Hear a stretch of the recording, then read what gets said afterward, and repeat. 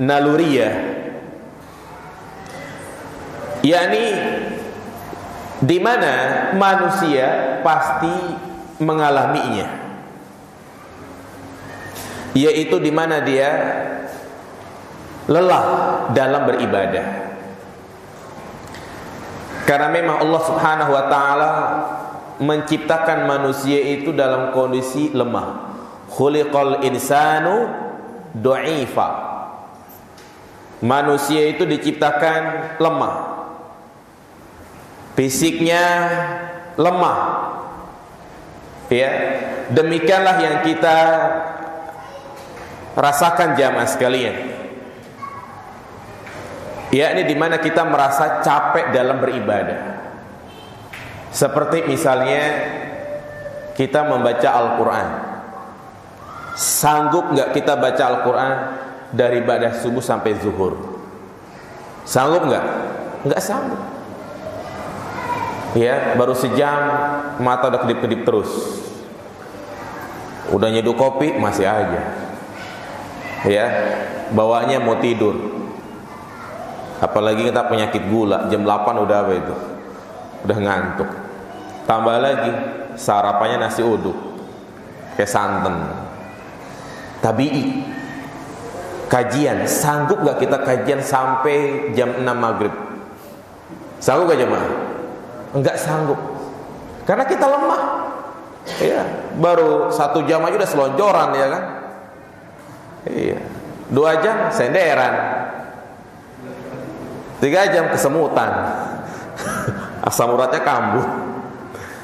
Ya, demikianlah jamaah sekalian. Artinya futur seperti ini tidak tercela. Manusiawi. Ya, manusiawi jamaah sekalian. Justru kita jangan dipaksain kalau kayak begini. Kalau kita paksain, jenuh larinya.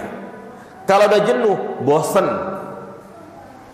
Sementara Allah Subhanahu wa taala perintahkan, tatkala kita mengerjakan ibadah, jadikan ibadah itu adalah kenikmatan atau kita butuh terhadap ibadah tersebut. Sekali lagi, ya. Jadi jangan jadikan ibadah itu beban buat kita. Tapi kita berusaha bagaimana agar ibadah yang kita lakukan itu menjadi kebutuhan. Kalau ibadah menjadi kebutuhan, maka kita yang butuh kepada ibadah tersebut. Namun seorang itu merasakan butuh dalam ibadah tidak secara langsung. Dia harus melewati tahapan-tahapan yang berat. Tahapan yang paling berat adalah berjuang melawan hawa nafsunya. Berjuang untuk menomorduakan urusan-urusan dunianya. Jadi memaksakan diri sendiri. Makanya Nabi mengatakan al-mujahidu man jahada nafsahu li taatillah. Mujahid sejati adalah yang melawan hawa nafsunya untuk melakukan ketaatan kepada Allah. Untuk menghadiri kajian seperti ini jamaah sekalian, butuh perjuangan. Jam segini waktunya ngapain? Tuh kan, tidur. Kau udah ada yang ngantuk belum nih? Waktunya tidur jam segini, bisa makan, ya, warak, tidur. Perjuangan. Bangun malam berat. Sedekah untuk biasain. 2 juta potong 100.000 sedekah berat. Makanya sedekah itu dikatakan burhanun, bukti benarnya cinta dia kepada Allah. Setelah kita melewati tahapan ini, yang kedua, kita akan merasa nikmat. Ya, makanya ada yang bertanya, Pak Ustadz, gimana supaya saya itu rajin ibadah? Ada nggak doanya? Ada doanya apa? Allahumma paksakan. Udah paksain diri kita. Percuma kita pasang alarm 3 HP ya mas kalian. Pengen bangun jam 3, alarm kita, alarm istri, sama lagi tambah apa? Jam beker gitu kan. Kalau dia nggak paksain untuk bangun, gak bakal bangun. Iya. Nah kalau kita sudah lewati seminggu, 2 minggu, sebulan, 2 bulan akan menjadi kebiasaan. Kalau sudah menjadi kebiasaan, subhanallah, lambat laun akan menjadi kebutuhan. Inilah puncaknya jamaah sekalian, di mana dia setiap aktivitas yang dia lakukan, dia menunggu sholat. Ya, pernah nggak kita ngalami seperti ini? Artinya menantikan waktu sholat. Kapan ya sholat tiba? Bukan malah selesai sholat, alhamdulillah udah sholat tenang. Kebanyakan kita seperti itu kan, udah sholat tenang gitu kan. Lihat Nabi SAW justru dengan sholat dia merasakan kenikmatan yang luar biasa. Sampai-sampai beliau mengatakan, waju'ilat qurratu aini fis sholat. Dijadikan indah pandanganku di dalam sholat. Ya, tanda seseorang sudah membutuhkan yang namanya ibadah ketika dia tinggalkan, dia merasa menyesal jamaah sekalian. Kenapa ya saya nggak sholat berjamaah? Kenapa ya saya nggak hadir kajian? Ketinggalan faedah-faedah. Tuh jamaah sekalian, orang yang hatinya masih bersih. Ya, jadi kalau memang kita ingin nikmat dalam ibadah, maka langkah yang pertama kita jangan terlalu ngoyo ya. Jangan terlalu memaksakan diri kita, karena diri kita lemah. Kalau lagi semangat ibadah, jangan langsung terus-terusan. Kalau lagi semangat kajian, jangan kita terus-terusan kajian. Maksudnya setiap hari sampai 5 kali, 4 kali, pasti dia akan mendapati rasa lelah jamaah sekalian. Nah, yang penting rutin, istiqomah, itulah yang terpenting. Terbiasa. Iya. Jadi ini yang pertama. Ya, futur apa? Tabi'i, di mana ada saatnya kita capek dalam ibadah. Namun nasihat para ulama, kalau kita capek dalam satu ibadah, maka pindahlah kepada ibadah yang lain. Sebagai contoh, kita jenuh, ngantuk baca Al-Quran, maka pindah dengan cara kita dengerin murotal. Karena semua hal yang berkaitan dengan Al-Quran ibadah, hanya saja tingkatannya yang berbeda-beda. Mempelajari Al-Quran, nulis Al-Quran, dengerin kajian, baca Al-Quran, ya, dengerin Al-Quran, itu semua adalah ibadah jamaah sekalian. Ya, jadi tatkala kita capek, ya udah dengerin Al-Quran. Tapi ingat, jangan jadikan dengerin murotal sebagai penghantar tidur. Bilang tidur dengerin murotal, tidur pulas ngorok lagi. Ya, kasihan yang ngaji, dengerin ya kan. Kalau ngantuk matiin. Ya. Jadi jangan jadikan Al-Quran sebagai pengantar tidur. Sama saja kita merendahkan Al-Quran. Karena ketika Al-Quran itu disetel, tujuannya untuk didengarkan. Maka termasuk kesalahan, ya, membunyikan murotal Al-Quran pakai speaker luar. Kenapa? Karena khawatir banyak orang yang tidak mendengarkannya.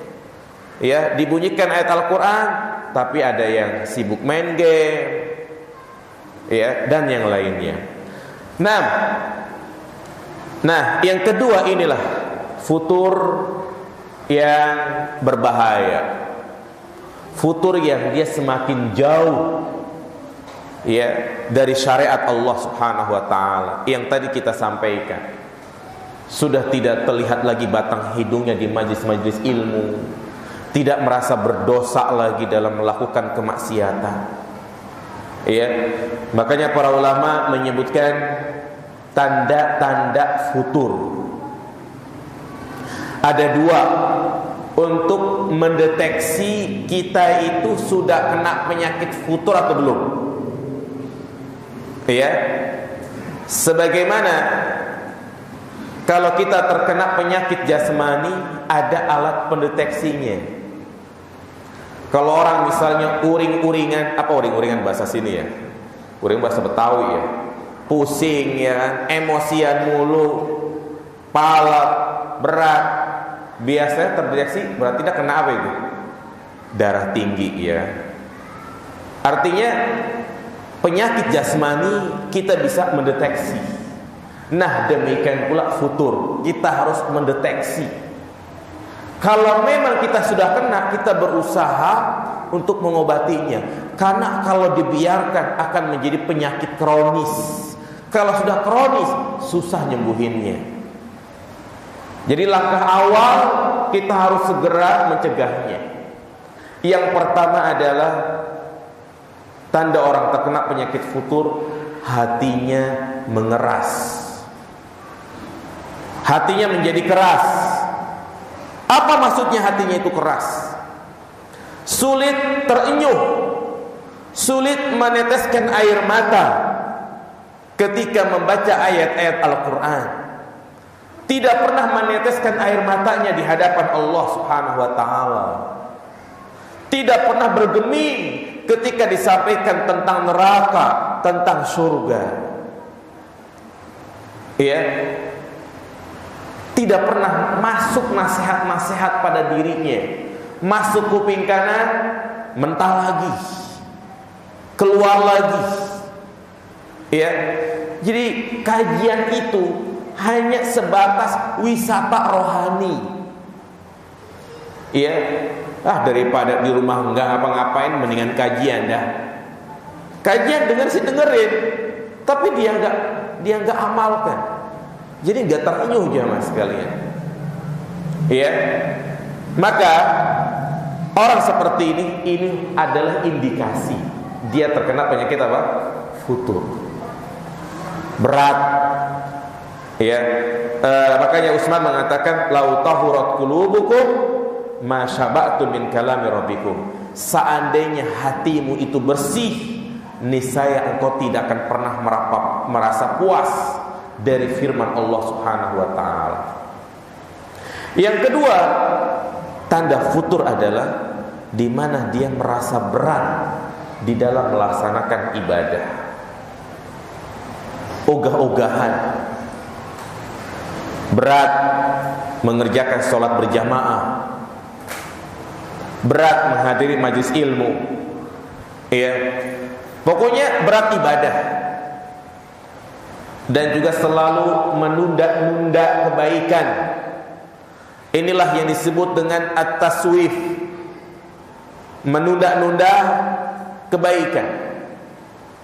Ya, nanti aja. Itu namanya penyakit apa? Taswif. Nanti aja sedekahnya, nanti aja sholat malamnya, nanti aja semangat kajiannya kalau sudah pensiun. Kadang ada orang kayak begitu. Semangat ibadahnya pas sudah apa? Pensiun. Naam, dia sudah pensiun, tetapi karena udah nggak pegang duit banyak, akhirnya kenapa? Stroke jamaah sekalian. Kalau sudah stroke bisa ke masjid? Nggak bisa. Ini dua tanda yang disebut oleh para ulama untuk mendeteksi penyakit futur pada diri kita. Nah, kemudian poin berikutnya adalah sebab-sebab futur. Ya. Kenapa tanda-tanda ini bisa muncul pada diri kita? Karena setiap penyakit biasanya ada sebabnya. Tidaklah Allah Subhanahu wa ta'ala menimpakan penyakit kecuali ada sebabnya. Karena sudah menjadi sunnatullah, ada sebab, ada musabab. Nah, demikian pula futur. Seperti penyakit diabetes, berarti dia kebanyakan makan apa jemaah? Gula. Hipertensi, kebanyakan makan apa? Garam. Makanya orang yang punya diabetes udah jadi pabrik gula dia tuh. Pabrik gula pabrik garam gitu. Nah demikian pula futur. Sebab-sebabnya yang pertama adalah meremehkan maksiat. Nah, menganggap remeh perbuatan dosa. Hal ini bertentangan dengan apa yang disampaikan oleh Nabi sallallahu alaihi wasallam. Nabi mengatakan, innal mu'min yara dzunuba ka'annahu qa'idun tahtal jabal yushiku ay yaqa fihi. Seorang mukmin ketika dia melakukan kemaksiatan, maka dia menganggap seakan-akan dia duduk di bawah gunung itu akan jatuh ke arahnya. yakni dia merasa besar perbuatan dosa yang dia lakukan.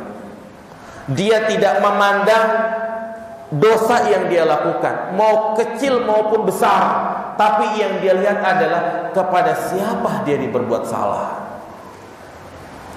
Berbeda orang fajir, kata Nabi.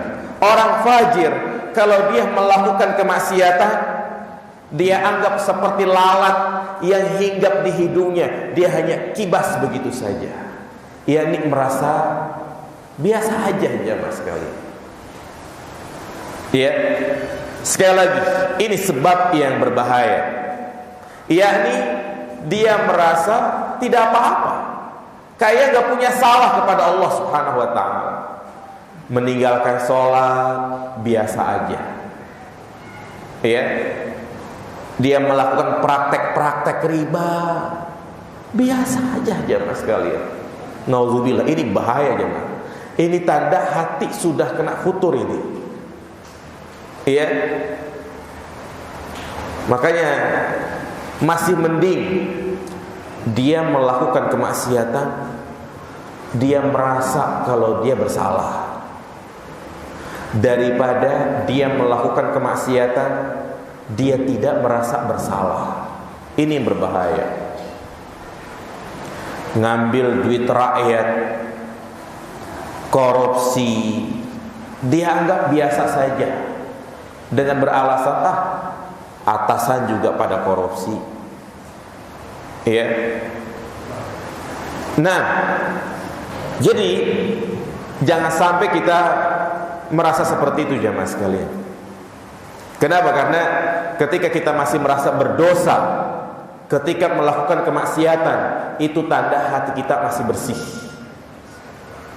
Tapi sebaliknya, ketika kita melakukan perbuatan maksiat dan kita tidak merasa berdosa, itu tanda hati kita sudah terkena penyakit.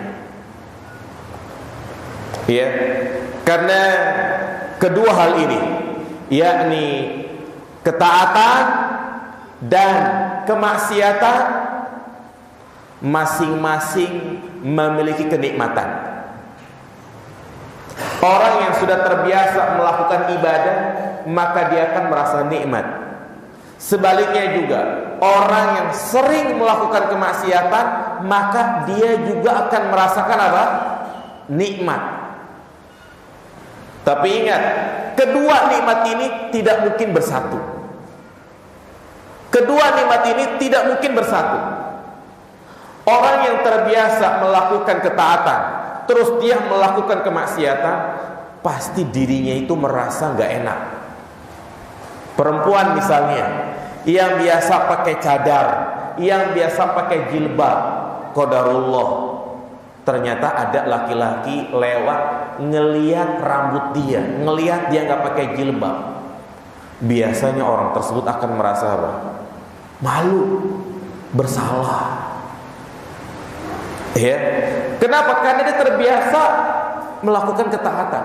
Orang yang terbiasa ngaji, setiap perjalanan yang dia setel adalah murotal Al-Quran,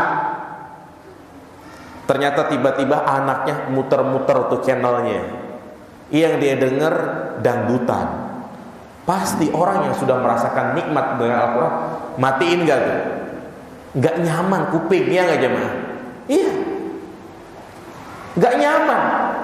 Kita yang sudah lama gak dengerin musik, karena kita dengerin murotal, dengerin musik lagi kayaknya gak boleh itu, maksiat seperti itu jemaah.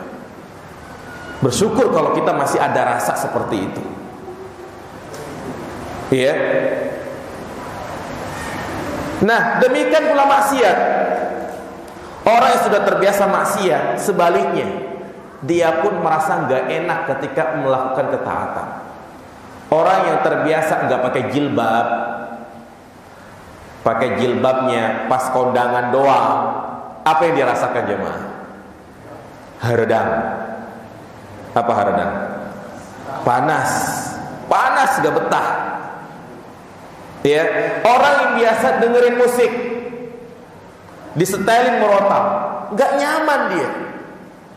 Ya, orang yang terbiasa memakan makanan yang haram, duit yang haram, ya, mudah bagi dia untuk mendapatkan uang, tapi dia ambil dengan cara yang haram. Ketika dia kehilangan penghasilannya tersebut, pasti dia merasa gimana gitu. Jadi ini yang pertama jamaah sekalian, sebab futur adalah maksiat kepada Allah Subhanahu wa taala. Ya. Karena setiap maksiat akan berdampak buruk pada kehidupan kita, terutama dalam masalah ibadah.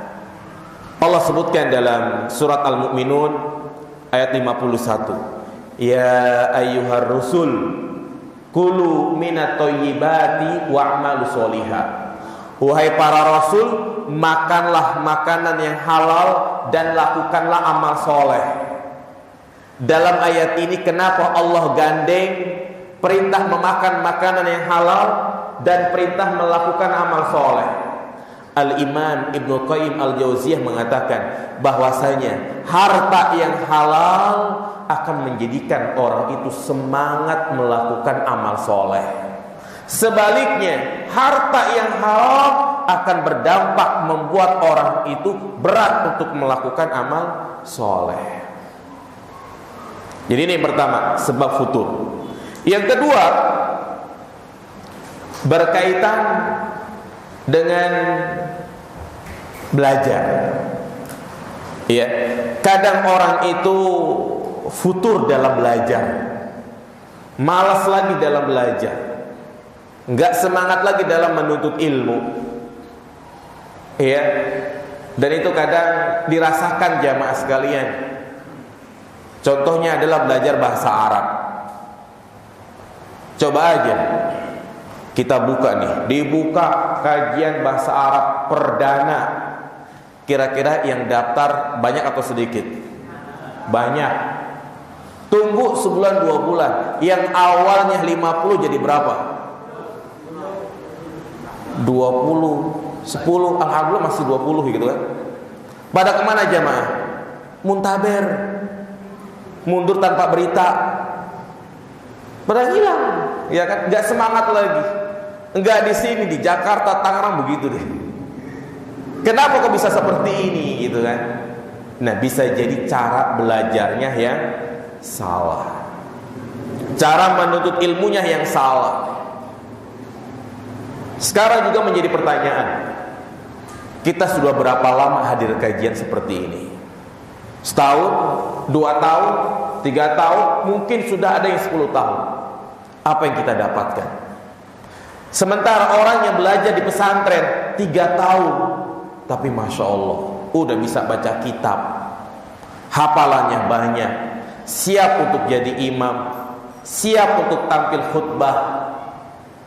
Kenapa bisa seperti itu? Karena mungkin kita yang belajar bertahun-tahun, cara belajarnya ada yang apa? Yang salah. Nah, demikian pula kadang orang itu ya nggak semangat dalam belajar karena cara belajarnya yang keliru. Apa diantaranya? Semuanya dipelajari. Ya, semuanya dipelajari. Apa kata Imam Al-A'mas? Man akhadhal ilma jumlatan dhahaba anhu jumlatan. Barang siapa yang belajar semuanya, maka hilangnya juga semuanya. Bangga maksudnya? Yang semua ilmu dia pelajari, ya, tidak ada yang dia mutkinin istilahnya gitu kan, maka ilmu pun akan hilang semuanya. Sama seperti kalau kita belajar semua kajian kita hadiri, kajian fikih, tauhid, akhlak, sirah, faraid, bahasa Arab, yang mana kita juga punya kesibukan di rumah, maka yang ada hilang semua. Berbeda kalau mereka berada di pesantren yang memang mereka itu fokus untuk belajar. Ya. Makanya sistem belajar yang sangat bagus adalah sistem mulazamah, yakni dia pelajari ilmu-ilmu yang penting. Ilmu-ilmu yang penting yaitu menjadi pokok dasar agama kita ada 3: akidah, tauhid, fikih, akhlak. Ini 3 materi ilmu yang harus kita pelajari. Ya, ini berbicara bagi mungkin dia punya kesibukan ya, karena kita semua yang hadir di sini mungkin punya kesibukan di luar. Yang paling inti ini 3: tauhid, akidah, akhlak, fikih. Akidah tauhid berkenaan tentang bagaimana kita mengenal Allah. Fikih bagaimana kita beribadah kepada Allah. Akhlak ini berkaitan dengan bagaimana kita bermuamal kepada manusia. Orang yang hanya kajian tauhid saja, tidak pernah belajar akhlak, maka ini sangat mengkhawatirkan jamaah sekalian. Naam, tauhid kita jadikan prioritas, tetapi penting juga bagi kita untuk mempelajari akhlak. Jangan sampai dakwah sunnah yang kembali kepada fitrah itu dijauhi oleh orang lain karena gara-gara akhlak dia. Kadang kita mendengar ada celotehan seperti ini, dia udah ngaji begitu ya, tuh. Kok udah kenal sunnah kayak begitu? Jangan sampai kayak gitu. Kenapa? Karena dia nggak belajar apa? Akhlak. Penampilannya sih masya Allah, rajin, ngajinya juga rajin, tapi apa? Punya utang nggak dibayar sama tetangganya, ya nggak akur, percuma aja mas sekali. Jadi akhlak juga penting bagi kita. Ya, jangan sampai terkesan kita keras, kaku. Lihatlah dakwah Nabi SAW bisa masuk ke tengah para sahabatnya karena akhlaknya yang sangat luar biasa. Sampai-sampai ada orang Arab Badui kencing di masjid, para sahabat sudah ingin menghardiknya, kata Nabi, jangan biarin. Selesai kencing, apa kata orang Arab Badui ini? Allahumma arhamni wa Muhammadan. Ya Allah, rahmatilah aku dan Muhammad saja, wala tarham ghairana, jangan kau rahmati yang lainnya. Ya. Jadi penting kita mengkaji akhlak. Seperti misalnya kitab yang sangat bagus itu Kitabul Jami'. Ya, akhir dari kitab Bulughul Maram dikaji itu. Agar ilmu yang sudah kita dapat itu betul-betul melembutkan hati kita, bukan makin kasar, kaku. Syekh Al-Albani memberikan nasihat, jangan engkau membuat lari manusia dari dakwah sunnah ini karena penyampaianmu yang kasar. Kadang kita berharap orang tua, saudara mendapatkan hidayah itu sunnah seperti kita, tapi mereka menolak. Jangan selalu kita katakan, oh hatinya udah mati dan yang lainnya tidak. Barangkali cara nyampainya yang salah jemaah sekalian. Kita sebagai seorang anak yang tentu usianya lebih muda dari orang tua kita, pasti yang namanya orang tua punya sifat ego. Jangan misalnya kita pulang kajian langsung, Pak nih buku nih saya kasih nih, tahlilan gak boleh nih. Bukan seperti itu caranya. Bapak bid'ah ini. Besok-besok paling kita gak boleh kajian lagi gitu kan. Tapi kita pendekatan, insyaallah jadikan yang merasakan perubahan menjadi lebih baik adalah orang-orang yang terdekat dengan kita. Setelah kita mengenal sunnah, jadikan orang yang merasa nyaman adalah orang-orang terdekat dengan kita. Gimana tuh caranya tuh? Harus lebih baik lagi sama orang tua, lebih patuh lagi, setiap bulan kirimin duit. Coba kalau antum ajak kajian, Pak, ayo Pak ikut ngaji. Pulang gajian mampir ke kuliner, ajak makan. Kira-kira besok-besok gimana jemaah? Nah, kapan kajian lagi? Nanyain lagi. Dari situ jemaah kita masuk. Ya. Jadi kembali kepada pembahasan kita. Jadi cara belajar itu harus benar, harus mungkin. Makanya misalnya ada satu kajian kitab, udah istiqomah, continue mulai dari awal sampai akhir. Sekarang saya tanya, kita sudah ngaji lama, sudah tamat belum kitab usul salasah? Udah belum? Kalau belum, alhamdulillah. Kalau sudah, lanjutkan kitab tauhid. Kitab tauhid sudah selesai atau belum? Kalau belum, gimana jemaah sekalian? Iya. Makanya fokus pada kajian kitab, bukan kajian tematik seperti ini. Kajian tematik hanya sewaya-waya istilahnya. Artinya enggak harus rutin. Mungkin berapa bulan sekali gitu kan. Fokus kajian kitab. Ya, dan sampai betul-betul kita memahami. Lihatlah bagaimana para sahabat. Nabi SAW mengatakan, kunna nata'allamu asyra ayat lam nujawizha hatta nahfadhuha. Kami mempelajari 10 ayat dan kami tidak melanjutkannya sampai kami menghafalnya dan sampai kami juga mengamalkannya. Kemudian sebab yang ketiga,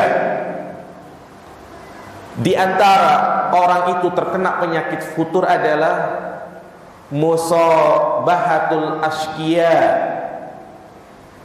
berteman dengan teman yang buruk akhlaknya. Kita semua membutuhkan komunitas karena kita adalah makhluk sosial. Kita nggak mungkin hidup sendiri. Makanya kita butuh teman. Tapi jangan sampai salah bergaul. Jangan sampai kita salah komunitas. Apalagi mungkin masing-masing kita punya hobi. Ada yang hobinya naik gunung, ada yang hobinya motoran, ada yang hobinya ini dan itu. Tapi usahakan cari komunitas orang-orang baik. Kalau dia salah berteman, maka teman itu memiliki pengaruh yang sangat luar biasa. As-suhbah laha ta'sir. Ya. Jadi teman itu memiliki pengaruh yang sangat luar biasa. Nabi SAW memberikan perumpamaan. Teman yang soleh seperti orang yang berteman dengan siapa jemaah? Tukang minyak wangi. Minimalnya kita dapat harumnya. Tapi teman yang buruk seperti kita berteman dengan orang yang pandai besi.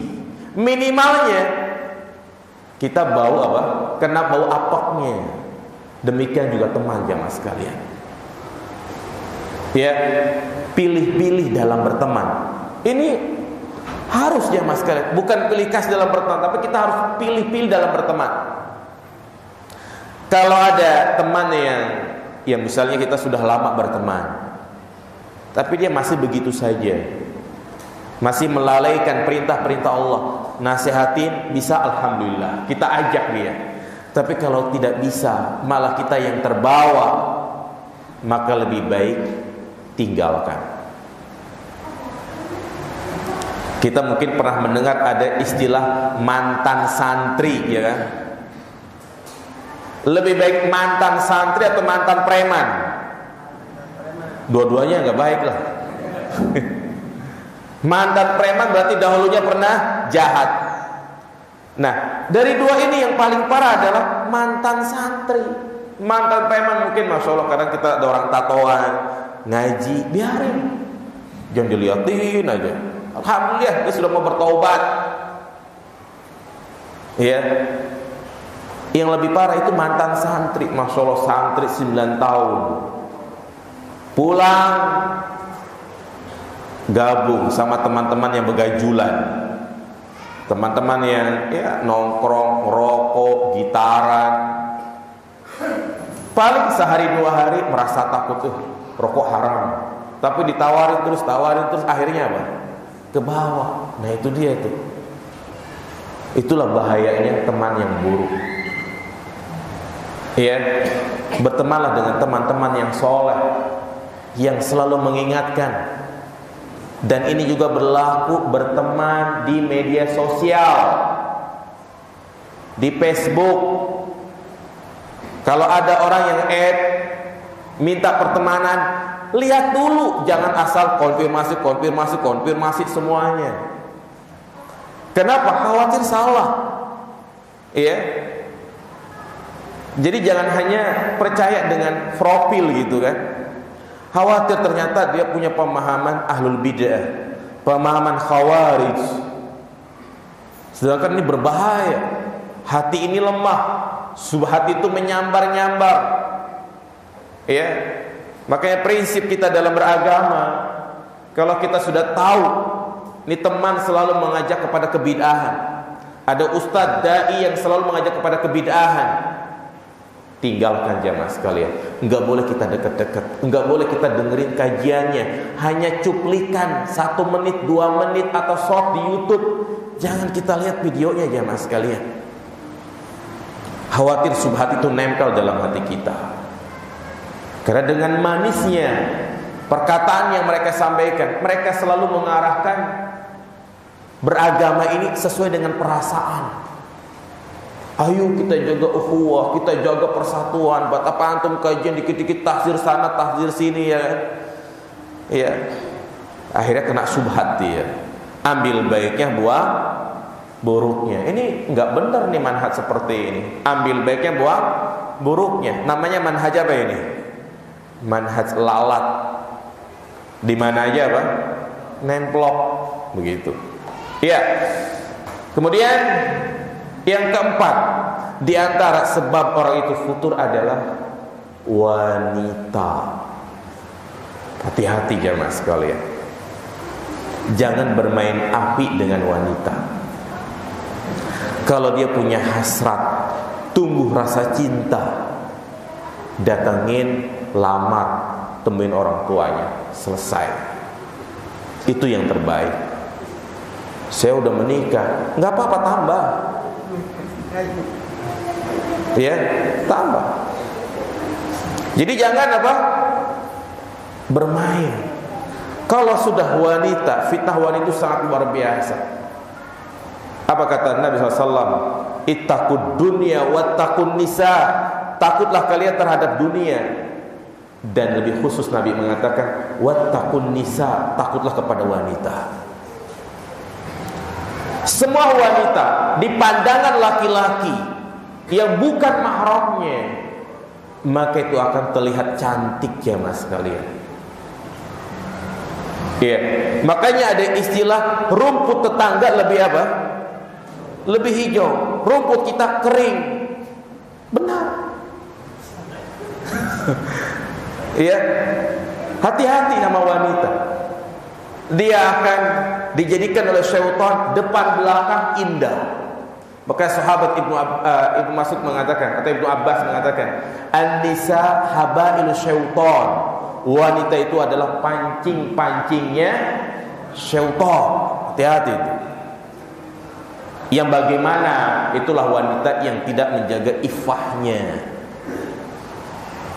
yang istilahnya caperlah, menggoda laki-laki. Ya, demikian pula karena memang kita diberikan fitrah cinta kepada wanita. Zuyyina lin-nasi hubbus syahwat minan nisa, dijadikan indah pada pandangan manusia cinta kepada lawan jenisnya. Normal aja mas kalian kalau kita sebagai laki-laki cinta sama perempuan. Perempuan melihat laki-laki ganteng cinta, wajar. Yang enggak wajar kita melihat laki-laki ganteng, homo dong itu kan. Ini enggak wajar, tapi harus diarahkan. Kita senang sama perempuan, Dia udah punya suami, udah jangan deketin. Masih banyak perempuan yang lain. Kalau kita ditolak, cari yang lain. Zaman sekarang laki-laki perempuan 1 banding berapa jemaah? 4, kamu udah hitung? Ya, banyak. Ini cinta ditolak, dukun bertindak. Cari yang lain jemaah sekalian. Ya. Dan nikahi, selesai. Makanya pelampiasan syahwat yang dibenarkan hanya dengan cara menikah. Allah tegaskan dalam Al-Quran, walladzina hum li furujihim hafizun illa ala azwajihim aw ma malakat aymanuhum fa innahum ghairu malumin faman ibtagha wara'a dzalika fa ulaika humul adun. Orang-orang yang beriman mereka adalah orang-orang yang mampu menjaga kemaluannya kecuali kepada istrinya atau kepada budak wanitanya. Barang siapa yang mencari jalan selain itu, maka mereka adalah orang-orang yang melampaui batas. Orang kalau sudah terkena fitnah wanita, menjauh dia. Ya, menjauh. Artinya berani. Pacaran aja dia berani. Berzina aja dia berani. Berarti kan dia melanggar larangan Allah, maka dia pun akan berani meninggalkan larangan-larangan yang lain. Maka ini juga faedah buat kita sebagai seorang suami, bagi orang tua, lindungi anak-anak kita, ajarkan mereka, ya, harus memiliki rasa malu ketika mereka di hadapan laki-laki, marah ketika anak istri kita tidak menutup auratnya, orang tua yang mendiamkan, suami yang mendiamkan anak-anaknya, keluar rumah tidak memakai jilbab atau dibonceng oleh laki-laki yang bukan mahramnya, dia biarin, berarti dia adalah dayus. Yaitu seorang kepala rumah tangga yang tidak memiliki rasa kecemburuan. Baik. Kemudian yang keberapa? 10.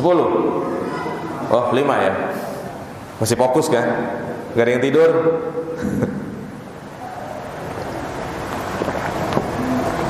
Baik. Di antara orang itu mudah futur, kekosongan waktu, pengangguran, gak punya kerjaan, gak punya aktivitas. Dia sangat mudah berhayal kemana-mana, ya. Makanya subhanallah jemaah sekalian, waktu adalah nikmat yang sangat luar biasa. Banyak orang yang mengatakan waktu adalah uang, waktu adalah emas. Maka di dalam Islam waktu lebih berharga dari semuanya. Emas, harta, jika habis kita bisa mendapatkannya kembali. Tapi waktu yang sudah kita lewati, yang sudah kita lalui, mungkin gak kita kembali ke umur kita 5 tahun? Mungkin gak jemaah? Gak mungkin. Maka jangan sia-siakan. Lihatlah bagaimana para ulama salaf begitu perhatian terhadap waktu. Berkata sahabat Abdullah bin Mas'ud, "Ma nadimtu ala syai'in nadamati ala yaumin gharabat syamsuhu naqasa fihi ajali wa lam yazid fihi amali." Tidak ada penyesalan yang paling aku sesali daripada suatu hari di mana matahari terbenam, umurku berkurang sementara amalku tidak bertambah. Dan beliau pun mengatakan, wa inni la abghadur rajula alladhi faridan la fi umuri dunyahu wa la fi umuri ukhrahu. Sungguh aku itu benci sama orang yang nganggur, gak punya kerjaan, baik kesibukan dunia maupun kesibukan akhirat. Karena ketika orang itu nganggur, gak punya kerjaan, masuk ke kamar tidur-tiduran padahal kagak ngantuk, apa yang dia buka jamaah sekalian?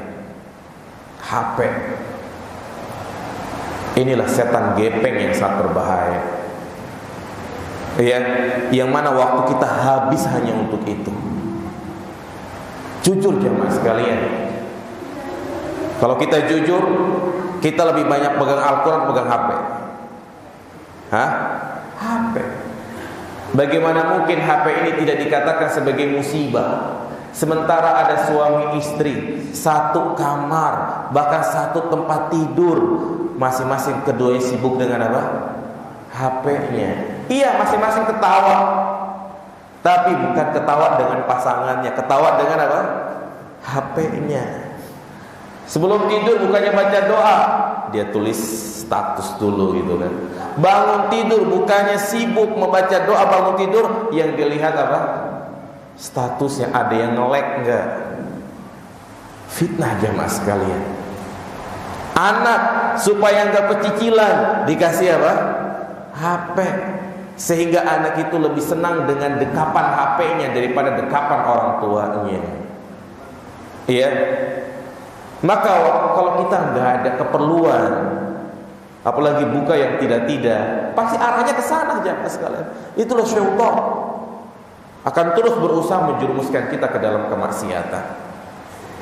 Intinya jangan sampai kita nganggur, sibuk dengan hal-hal yang bermanfaat. Makanya Rasul mengatakan min husni islamil mar'i tarkuhu ma la ya'ni. Termasuk kebaikan seorang hamba, ya, di mana dia meninggalkan hal-hal yang tidak bermanfaat.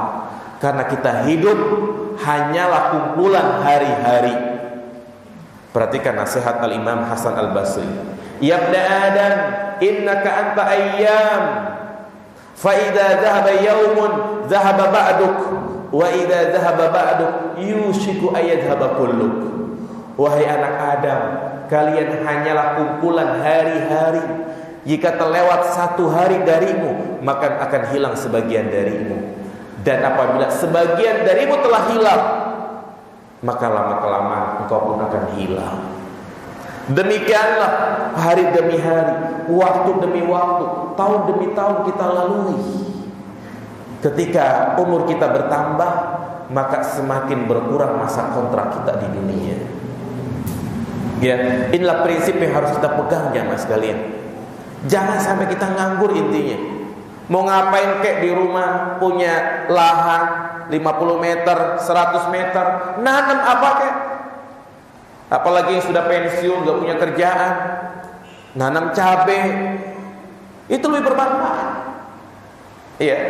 Kalau dia punya hobi, hobi yang bermanfaat. Ini hobi apa? Miara burung. Waktunya habis hanya untuk apa? Burung. Boleh-boleh saja kita punya hobi gitu ya. Tapi ingat, jangan sampai kita melalaikan kewajiban kita sebagai seorang muslim. Iya. Jadi kekosongan waktu itu sangat mudah orang itu terkena penyakit apa? Futur, sehingga dia terjerumus ke dalam kemaksiatan. Jadi intinya itu jemaah, iya. Makanya kiat agar kita tidak terkena penyakit futur adalah beramal soleh sesuai dengan kemampuan kita. Beramal soleh sesuai dengan apa? Kemampuan kita. Nabi mengatakan, khudhu minal amali ma tutikun. Beramalah sesuai dengan kemampuan kita. Kita ngaji, ngantuk, ya tidur sudah. Sholat malam, ya udah lelah, istirahat sudah. Begitulah jemaah sekalian. Ya, jadi jangan terlalu ngoyo. Karena yang terpenting adalah istiqomah. Makanya Nabi SAW pernah masuk ke masjid, ada dua tiang seperti ini. Ada seutas tali yang terikat di antara dua tiang tersebut.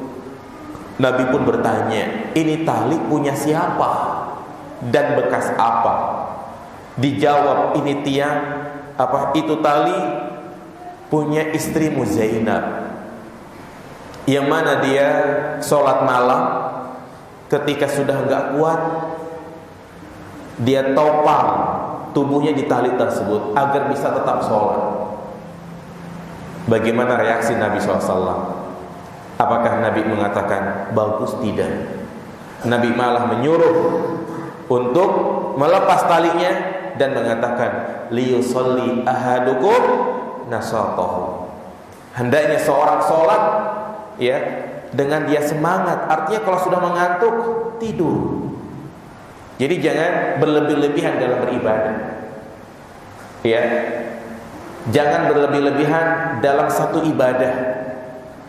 Masih ada hak-hak lain yang harus kita tunaikan. Lihat Abu Darda, sahabat yang mulia. Dia termasuk orang yang mungkin bisa diistilahkan terlalu ngoyo dalam beramal, sampai lupa istri. Salman pernah datang ke rumahnya. Ternyata dia mendapati istrinya dalam keadaan tidak terurus, kerapuh. Salman bertanya, "Aina Abu Darda? Mana Abu Darda?" Abu Darda udah gak butuh lagi terhadap dunia. Artinya Abu Darda sudah gak butuh lagi sama aku. Tidak lama Abu Darda datang bawa makanan.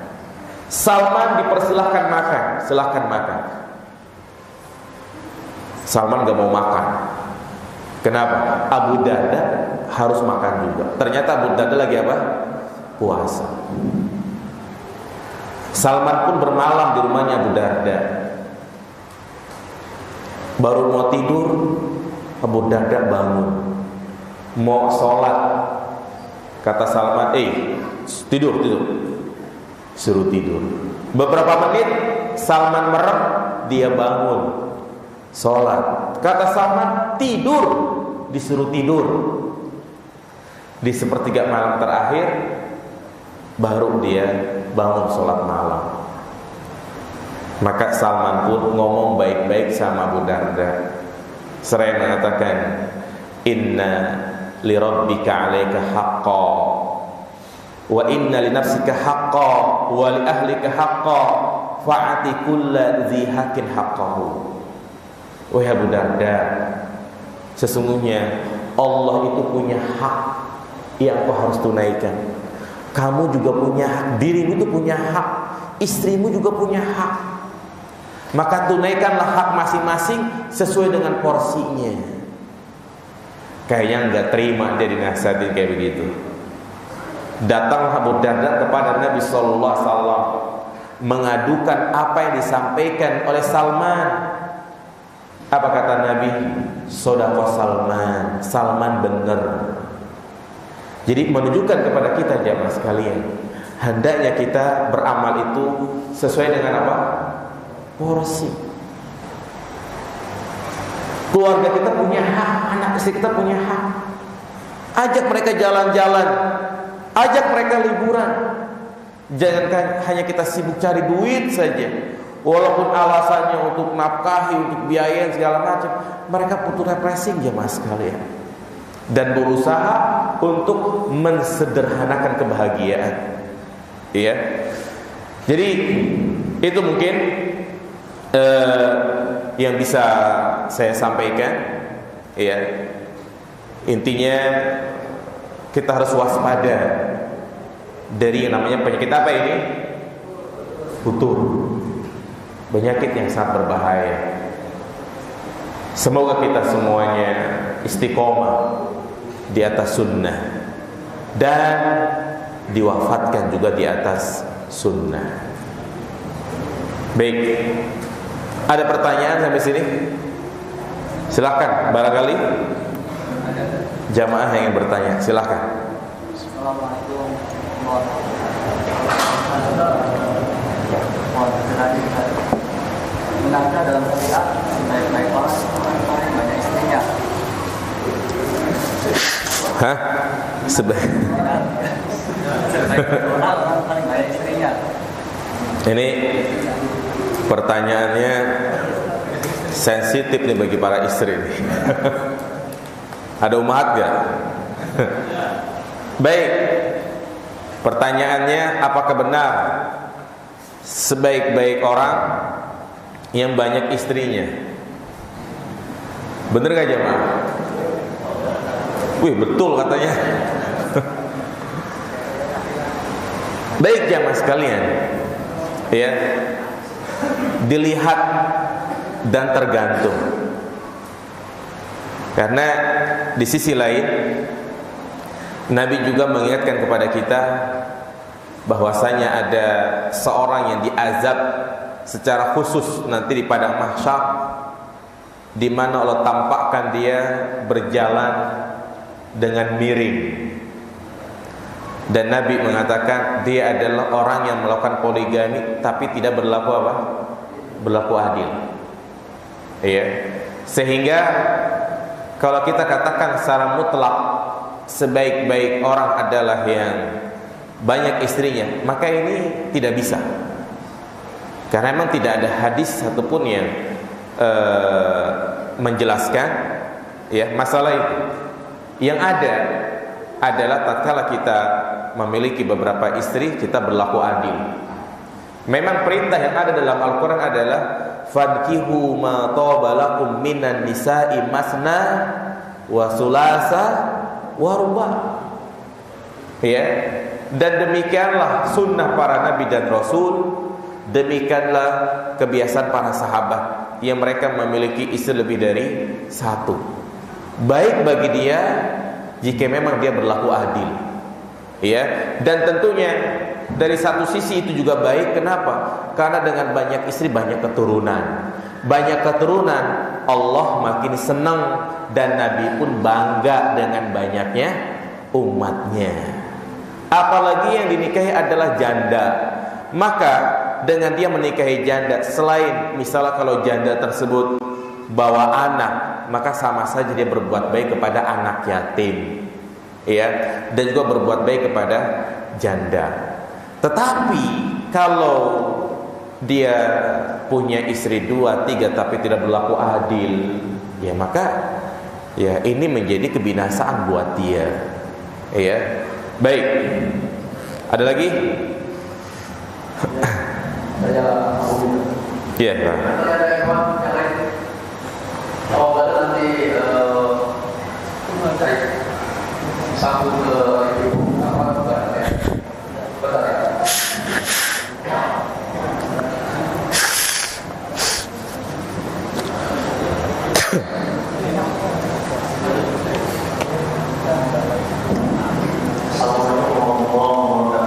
Salam. Mohon izin Ustaz, dari Purwakarta mau bertanya tips praktis soal manajemen waktu Ustaz. Tips praktis manajemen waktu. Terima kasih. Iya. Tip praktis manajemen waktu. Itulah yang Nabi sampaikan, min husni islamil mar'i tarkuhu ma la ya'ni. Meninggalkan sesuatu yang tidak bermanfaat.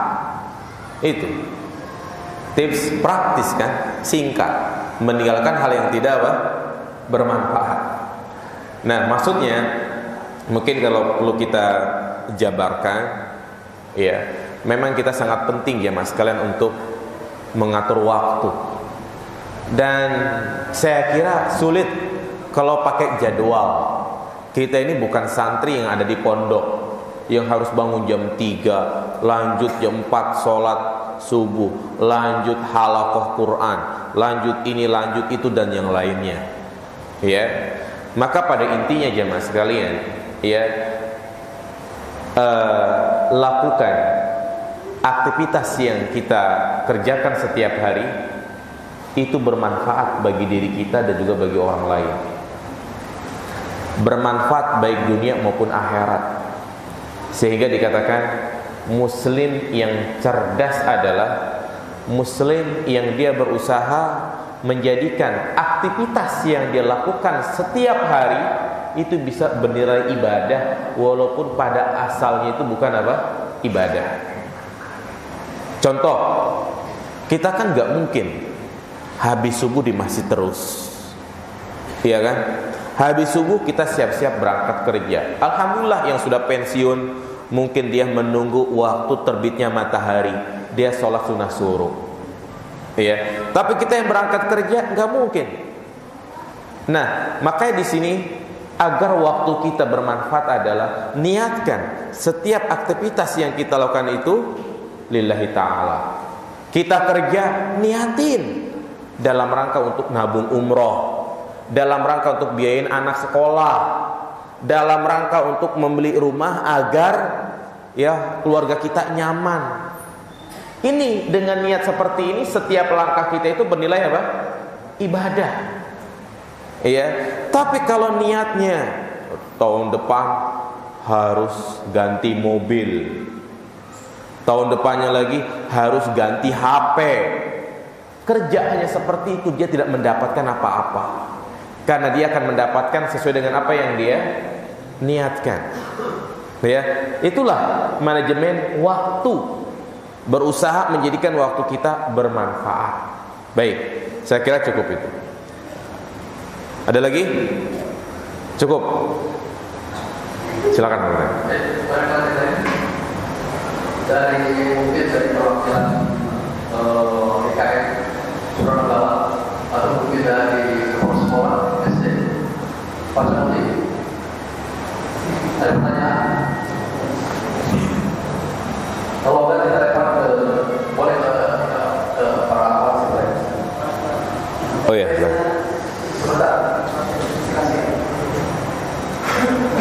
Nanti boleh pakai Pak Hadi. Oh ini, pakai mic dulu.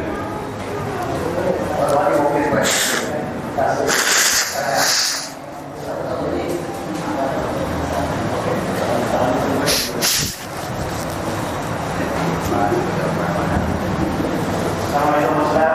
Waalaikumsalam. Bagaimana agar hidup kita ini diberkahi oleh Allah Subhanahu waktu kita, harta kita, dan hidup kita. Iya, ahsan. Baik. Bagaimana agar harta kita, waktu kita diberkahi oleh Allah Subhanahu wa taala? Dan subhanallah, pertanyaan ini mengingatkan kepada kita semua agar apa yang kita lakukan berharap berkah. Iya. Seperti misalnya seorang yang melangsungkan akad nikah berusaha agar pernikahannya itu diberkahi. Makanya kalau kita hadir ke acara walimah, yang kita baca apa jemaah? Barakallahu laka wa baraka alaika wa jama bainakuma fi khairin. Iya. Nah, yang pertama adalah meluruskan niat. Nah, yang pertama adalah meluruskan niat. Karena Rasulullah bersabda, innamal a'malu binniyat wa innamal likulli imri'in ma nawa. Ya, bahwasanya amalan itu tergantung dengan niatnya, dan orang itu akan mendapatkan balasan sesuai dengan apa yang dia niatkan. Jadi langkah yang pertama adalah kita luruskan niat. Karena kadang ibadah yang kecil saja bisa menjadi besar karena niat. Al-Imam Ibnu Mubarak mengatakan, rubba amalin kabirin tusaggiruhu niyyah wa rubba amalin sogirin tukabbiruhu niyyah. Terkadang ada amalan yang besar bisa menjadi kecil karena niatnya. Kita hadir kajian seperti ini, pahalanya besar atau tidak? Besar. Tapi di sisi Allah gak ada apa-apanya kalau kita niatnya ria, niatnya pengen disebut sebagai orang yang alim. Sedekah niatnya pengen disebut dermawan. Sia-sia kan? Enggak diberkahi. Sebaliknya, amalan yang kecil itu menjadi besar karena niatnya. Pernah dengar hadis seorang wanita pezina ngasih minum anjing doang? Kata Nabi, dia di surga. Kenapa? Niatnya ikhlas. Begitu. Jadi luruskan niat. Setiap kali kita melakukan aktivitas apa saja, ya. Dan yang kedua, aktivitas apa saja, ya, seperti misalnya kita nyari duit, nyari kerjaan, nyari harta, ya. usahakan niatin untuk mencari ridho Allah. Apa kata para ulama? Ya, al-adat tanqalibul ibadat binniyati sholihat. Kebiasaan yaitu sifatnya bukan ibadah ya, yang bukan ibadah. Seperti kita bekerja, cari duit, ya kan? Harta yang kita miliki, itu semua kan suatu hal yang biasa. Tapi kalau kita niatan dalam rangka untuk ibadah, kita punya harta, kita bagi-bagi untuk keperluan kita, untuk nabung, untuk anak yatim, untuk buat tetangga dan yang lainnya, insya Allah tabungan kita berkah. Iya, karena kita niat dalam rangka untuk mencari ridho Allah Subhanahu wa taala. Jadi itu ya, agar aktivitas harta kita berkah ya, jangan hanya kita menimbun, memperbanyak tabungan tapi nggak bayar zakat, pelit sedekah, bakhil. Ini penyakit yang membinasakan jamaah sekalian. Barangkali itu Pak. Ya, sini ada pertanyaan, bagaimana cara merangkul teman, sahabat yang sedang futur, sedangkan kita sendiri dalam keadaan sibuk sendiri-sendiri. Iya. Jadi ya pertama jamaah sekalian, tetap kita rangkul ya. Kita ajak dengan cara yang baik ya. Kita temuin dia dan kita ingatkan melalui WA. Di antaranya adalah kita share kajian-kajian ilmu seperti ini. Kita share kajian ilmu, ya. Atau mungkin kalau dia adalah seorang yang punya komunitas, dia undang ustadz untuk istilahnya reunian. Zaman sekarang kan banyak orang istilahnya apa? Reuni, ya kan? Jadikan reuni yang bermanfaat. Bukan reuni musik-musikan, tapi reuni ngundang ustadz ada kajian. Banyak kan sekarang family gathering, ya kan? Ya, jadi memang kadang kita harus masuk dari arah situ. Masuk dari arah situ jamaah. Seperti kita misalnya di Jakarta gitu kan, ada komunitas baker muslim gitu kan. Nah itu kan biasanya orang-orang yang begitulah gitu kan. Tapi setiap kali touring ada kajian, ada ustadznya. Bisa masuk dari arah situ jamaah. Camping misalnya, ada orang yang hobi camping, dijadikan acara daurah dari situ. Ya, sehingga kita menjadi wasilah kebaikan, menjadi pembuka-pembuka kebaikan. Kalau memang itu semua kita sudah lakukan, kita nasihatin, kita telepon, kita ajak, sudah. Hidayah, taufik itu di tangan Allah Subhanahu wa taala. Kita banyak berdoa saja agar Allah memberikan hidayah kepada dia. Makanya dalam berdoa jangan hanya berdoa untuk diri kita saja, tapi doakan juga saudara-saudara kita agar mereka juga mendapatkan hidayah. Cukup jamaah sekalian ya. Semoga kita terhindar dari penyakit yang berbahaya ini, yaitu penyakit futur. Ya subhanakallahumma wa bihamdika asyhadu an la ilaha illa anta astaghfiruka wa atubu ilaik. Assalamualaikum warahmatullahi wabarakatuh.